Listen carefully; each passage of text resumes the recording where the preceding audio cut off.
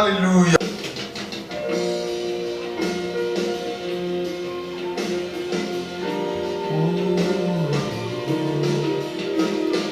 Merci Saint-Esprit. Merci Saint-Esprit. Père éternel, ta parole est dans le nom de Jésus. Alléluia. Alléluia. Alléluia. Gloire à Jésus. Gloire au Seigneur Jésus-Christ de Nazareth. Shalom à tous et à toutes. Chers frères et sœurs en Christ, je vous salue dans le nom puissant et précieux de notre Seigneur Jésus-Christ. Notre Père Jésus qui vit au siècle des siècles. Notre Seigneur qui est le roi des rois, le lion de la tribu de Juda.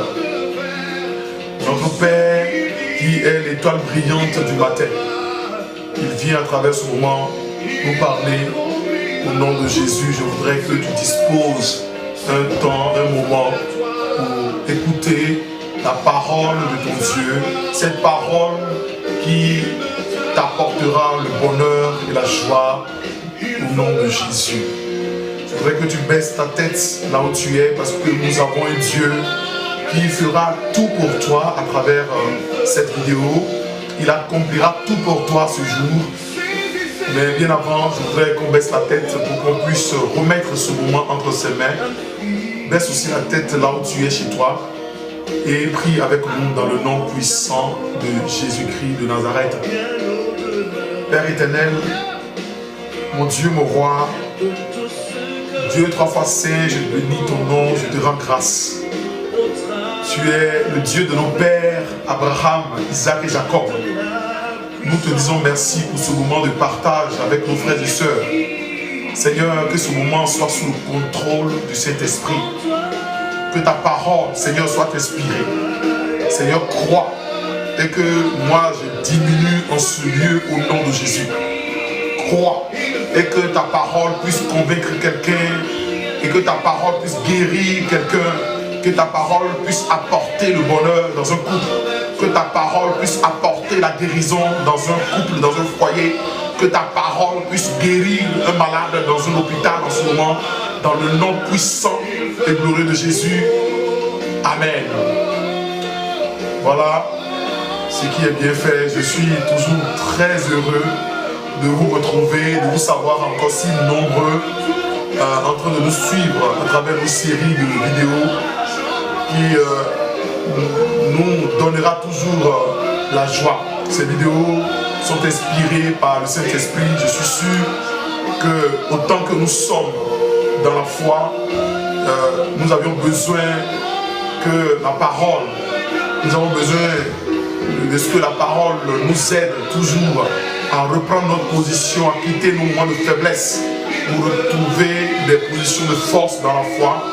Je prie que toi qui me suis en ce moment, que ces paroles puissent te guérir, effectivement, t'apporter un plus dans ta foi. Au nom de Jésus, quelqu'un me dit Amen. Bien-aimé en Jésus-Christ, je voudrais rendre grâce à l'Éternel des armées pour cette grâce qu'il nous donne, ce choix qu'il fait sur notre personne pour te parler. Nous ne sommes pas dignes, mais la Bible dit que ceux qu'il a choisis, ceux qu'il a élus, il les a aussi prédestinés, il les a glorifiés. Je sais que toi et moi nous sommes glorifiés parce que le monde peut nous accuser. Nos amis d'hier peuvent nous accuser, peuvent nous dire que nous ne sommes pas dignes de pouvoir parler de Jésus-Christ. Mais sachez que l'apôtre Paul, de pécheur, de persécuteur d'église, est devenu l'homme le plus béni à travers ses épîtres. Et il a écrit tellement de lettres pour nous édifier. Il nous a montré le chemin de la foi. Je trouve en ce moment que ces paroles que tu reçois te donnera encore la position de force et te bénira.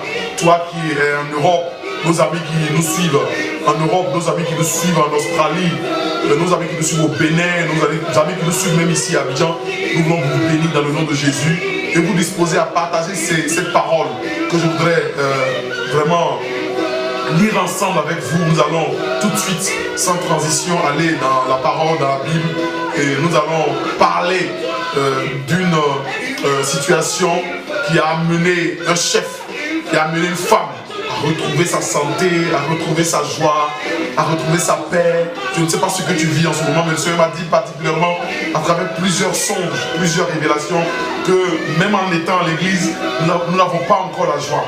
Et même en étant dans des groupes, même en étant leader, même dans des groupes de prière à l'église, nous avons toujours besoin des moments, de ces moments de prière, de ces moments de partage de la parole. Je voudrais que tu ailles avec moi dans le livre de Matthieu. Alléluia. Matthieu chapitre 9. Et nous allons prendre verset 18 à 21. Alléluia. Matthieu chapitre 9, verset 18 à 21. Lisons ensemble la parole de Dieu au nom puissant de Jésus. La Bible dit: tandis qu'il leur adressait ces paroles, voici, un chef se prosterna devant lui et dit: ma fille est morte il y a un instant. Ma fille est morte il y a un instant. Mais viens, impose-lui les mains et elle vivra. Jésus se leva et le suivit avec ses disciples. Le verset 20.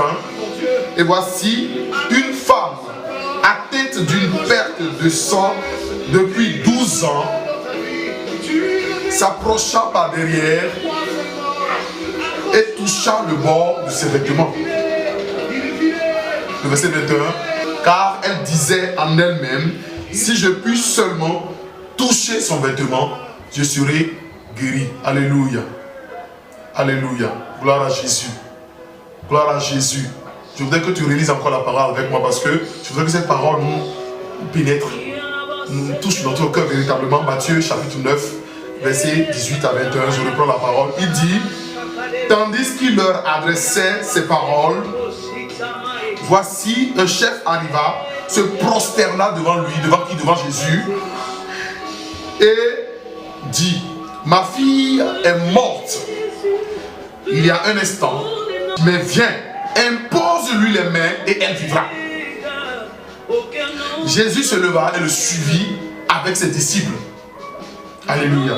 Et voici une femme atteinte d'une perte de sang depuis 12 ans s'approcha par derrière et toucha le bord de son vêtement.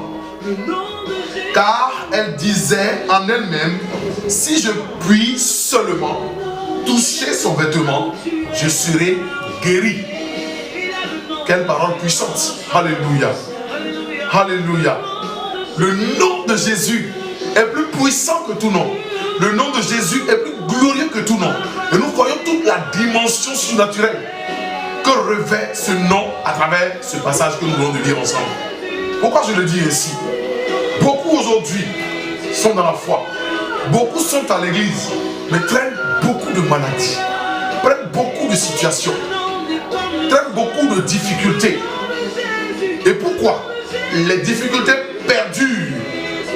Pourquoi les difficultés sont légion et vraisemblablement ne disparaissent pas, même à travers des séances de délivrance, des séances de jeûne et prière, des grandes veillées?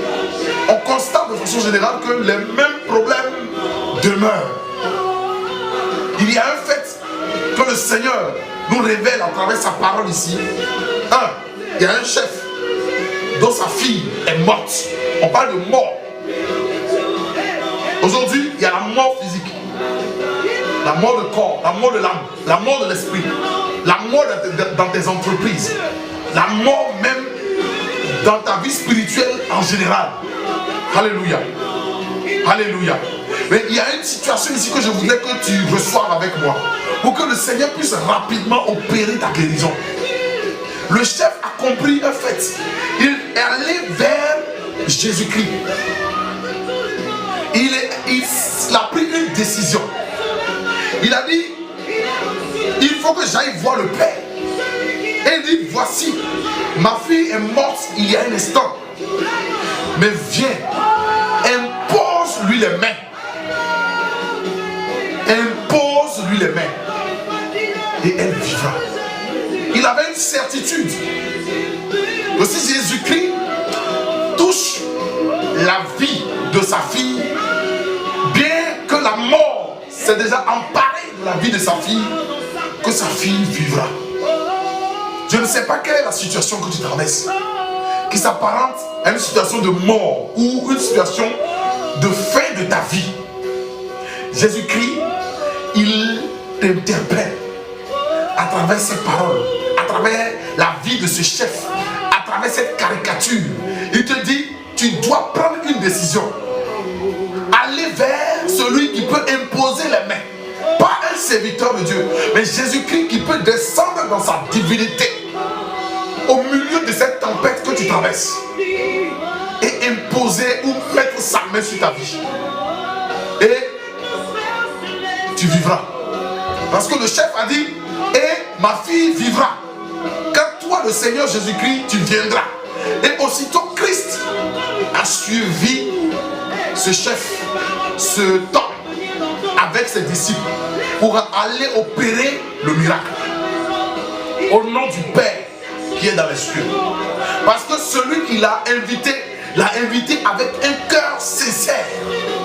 Celui qui est venu vers lui est venu avec un dévouement et une confiance, sachant que en lui, en Jésus-Christ, il y a la vie. Bien étant mort, sa fille pouvait revivre. Qu'en est-il de ta situation aujourd'hui? Qu'en est-il de ta dépression? Qu'en est-il de tes difficultés? Qu'en est-il de ton manque de foi? Qu'en est-il de, je ne sais pas, qu'en est-il de ta vie de prière qui est totalement brisée par le poids de la maladie ou le poids de la souffrance? Je voudrais que tu te lèves comme ce chef et que tu ailles te prosterner comme lui devant le maître et que tu viennes à lui et tu verras qu'il te suivra avec la légion puissante des anges pour te guérir. Nous voyons une deuxième caricature d'une autre femme atteinte d'une perte de sang depuis 12 ans et qui voyait Jésus dans une situation de foule, dans une situation où pour aller même vers lui, il faille qu'elle se donne, qu'elle fasse d'efforts. Et elle prend son courage à deux mains. Elle n'a pas regardé sa situation d'hier, à sa situation peut-être de prostituée ou de voleur, mais elle a cru en une seule chose: si je puis seulement toucher le bord de son vêtement. Frères et sœurs en Christ, si tu cherches seulement à toucher le bord du vêtement de Christ en esprit, si tu cherches seulement à toucher la divinité du Père céleste, quelque chose de grand se passera dans ta vie. C'est-à-dire, il y a une chose qui va se passer, c'est la guérison. La Bible déclare plus tard que cette femme a été guérie parce qu'elle a touché le bord, le vêtement de Jésus. Il y a quelque chose de si important que je voudrais relever dans ce passage. Le pouvoir de ta décision te guérira. Alléluia. Le pouvoir, ta décision dépend de ta guérison. Ton choix dans la situation que tu traverses, ton engagement à aller vers le Père sans préjugés, sans crainte. Parce qu'il a dit dans Romains chapitre 8 verset 1, il dit, il n'y a donc aucune condamnation. Il n'y a donc maintenant, il y avait maintenant, il n'y a donc maintenant aucune condamnation pour ceux qui sont en Jésus-Christ. Et qui sont ceux qui sont en Jésus-Christ? C'est ceux-là qui prennent la décision d'aller se prosterner devant le trône divin. Comme ce chef, comme cette femme. Parce que pour toucher le bord de ses vêtements, je ne suis pas certain qu'elle a peut-être joué sur la détermination. Elle n'a pas joué sur la détermination. Elle n'a pas regardé, j'allais dire, que c'est mais le Père, c'est le Dieu Tout-Puissant. Mais c'est dit, ce monsieur qui est Jésus-Christ, cet homme grand, le roi des rois, si je le touche, ma vie peut changer. Et effectivement, quand nous lisons la suite, alléluia, quand nous lisons la suite, à partir du verset 22, Jésus se retourna et dit, en la voyant, cette femme, prends courage ma fille, ta foi t'a guéri. Et cette femme fut guérie à l'heure même. Oh, alléluia. Je ne sais pas quelle est la situation de ta vie. Toi qui me suis en ce moment. Parce que le Seigneur m'a mis à cœur de prier pour les malades. Quel que soit là où tu te trouves, quel que soit l'endroit où tu as la douleur. Alléluia. Je voudrais que tu fermes les yeux là où tu es. Que tu touches la partie. Je déclare au nom de Jésus-Christ de Nazareth. Je déclare au nom de Jéhovah Rapha. Que le Dieu qui guérit te visite en ce moment même. À cet instant où je parle. Tel que tu as eu le courage, comme cette femme, comme cet homme, pour regarder cette vidéo. Je déclare que tout esprit de cataracte, tout esprit de myome, tout esprit de trompe bouchée, tout esprit de pauvreté qui est sur ta vie, soit brisé au nom de Jésus-Christ. Je décrète une ordonnance de renouvellement de ta vie, une ordonnance d'élévation de ta vie, voyant ta foi, voyant ta persévérance. Je déclare que tu es guéri au nom de Jésus. Dis Amen avec moi. Dis Amen avec foi. Frère, je sais, dis Amen avec foi. Plonge-toi dans un Amen, dans une adoration qui donne gloire au Père, parce que c'est lui qui guérit. Parce que dans ce passage, on voit que, voyant donc le courage de cette fille, Jésus dit, ma fille, ta foi t'a guéri. Et cette femme, tu guéris. Alléluia. Nous avons besoin de la guérison dans nos ministères. Nous avons besoin de la guérison dans les couples. Il y a des couples qui sont malades. Bien étant dans le mariage, l'ennemi a semé de l'ivraie. Je déclare au nom de Jésus, si tu acceptes toucher le bord des vêtements de Yeshua HaMashiach, il fera quelque chose de grand à travers cette vidéo. Et ton témoignage serait grand. Alléluia. Alléluia. Alléluia. Quand on poursuit, frères et sœurs en Christ, la lecture, le verset 23 de toujours Matthieu chapitre 9, il dit, lorsque Jésus fut arrivé donc dans la maison de ce chef, et qu'il vit les joueurs de flûte et la foule bruyante, ils étaient en train de faire les funérailles. Peut-être qu'ils t'ont déjà enterré. Peut-être qu'ils ont enterré tes finances. Peut-être qu'ils ont déjà dit que c'est fini pour lui. Mais regarde-moi, écoute bien ce qui s'est passé. On faisait déjà les funérailles. Jésus dit, retirez-vous, car la jeune fille n'est pas morte, mais elle dort. Alléluia. Alléluia. Jésus dit, la jeune fille n'est pas morte. C'est pas encore fini pour ta vie. C'est pas possible. Il y a encore de l'espérance dans le nom de Jésus pour toi. Parce qu'il est un Dieu puissant. Il est un Dieu glorieux. Et dit quand la foule, verset 25, eut renvoyé, il entra, prit la main de la jeune fille. Et la jeune fille se leva. Quelqu'un acclame le Seigneur. Quelqu'un dit Alléluia. Lève-toi. Les mouvements que tu ne pouvais pas faire dans ta vie, si tu étais mort spirituellement, lève-toi et bouge. Je t'en donne au nom de Jésus-Christ. Suis cette parole de notre roi. Suis cette parole de mon Dieu, qui est un Dieu qui ne change pas. En lui, il n'y a plus de doute. Il dit à la fille, lève-toi. La fille s'est levée. Je dis bien, la fille s'est levée. Et le bruit s'en répandit dans toute la contrée. À cause de toi, il y aura un bruit dans ta famille. Que le sorcier, que le démon qui te tourmentait t'a libéré à l'instant au nom de Jésus. Ma soeur, prie maintenant, mon frère, prie maintenant avec cette parole. Saisis cette parole. Dis Seigneur, je refuse ma situation. Ce n'est pas encore fini pour moi. Prie au nom de Jésus. Prie, prie, prie maintenant. Prie, réclame quelque chose à Dieu à travers cette parole. Jésus guérit. Jésus ressuscite la mort. Quelle que soit la situation. Prie maintenant. Parle à Dieu. Oh Seigneur, merci. Merci. Merci pour ce moment. Merci parce que tu es en train de guérir quelqu'un. Merci parce que tu es en train de réveiller la foi de quelqu'un en ce moment. Merci parce que tu es en train de démontrer qu'en toi il y a la guérison, en toi il y a la vie éternelle, en toi il y a la puissance, en toi il y a la gloire. Alléluia. Alléluia. Alléluia. Je sais que tu as prié avec foi. Je voudrais que tu cries Alléluia. Je voudrais que tu cries Alléluia. Toi qui es paralysé, toi qui es dans les difficultés, toi qui es couché au seuil de la vie, la fin de ta vie, relève-toi sur cette parole. Car mon Dieu, il est puissant. Car mon Dieu, il guérit. Car mon Dieu restaure. Car mon Dieu purifie. Car mon Dieu est venu pour que ceux qui sont malades puissent retrouver leur vie de sainteté, puissent recouvrer leur santé. Je sais que tu en fais partie. C'est pour ça que cette vidéo t'est destinée. Sois béni. Reçois la parole de l'Éternel. Et sache une chose, qu'il y a un engagement à prendre. Alléluia.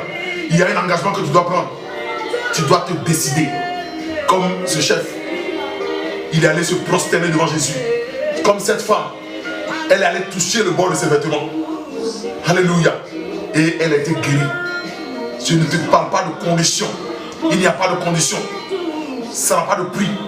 Viens et touche le bord des vêtements de notre Seigneur. Et il apporte la guérison dans ton couple. Il apporte la guérison dans ton couple. Il apporte la guérison dans ton couple. Il apporte la guérison dans ton foyer. Il apporte la solution dans tous tes problèmes. Le blocage de tes finances. Il ressuscite toutes choses. Et il te tend la main. Car il est ton berger. Au nom de Jésus. Amen. Alléluia. Je voudrais remercier tout et chacun de nous pour avoir suivi cette vidéo. Sachez que vous suivez avec nous l'émission Ouvrons nos Bibles. Nous devrions chaque fois ouvrir nos Bibles et voir ensemble qu'est-ce que le royaume de Dieu nous apporte comme parole pour nous réconforter, pour nous repositionner, pour nous sortir de nos faiblesses, de nos cachots de désespoir. Je sais que ces paroles t'ont fait du bien et je sais que mon Dieu te bénit. Baisse ta tête là où tu es et nous allons remercier ensemble le Seigneur Jésus-Christ. Père éternel, je te dis merci pour ce moment. Je te dis merci parce que tu es saint, parce que tu es Dieu. Merci pour ce moment dans le nom de Jésus. Merci pour cette émission. Merci pour tout ce que tu as fait pour nos frères et nos sœurs qui nous écoutent à l'extérieur et partout dans le monde. Merci pour la guérison que tu apportes et pour les témoignages qui sont déjà perceptibles sur les visages. Que ton nom soit glorifié. Merci Père, que toute la gloire et tout le règne te reviennent. Dans le nom de Jésus-Christ de Nazareth, nous avons ainsi prié. Amen.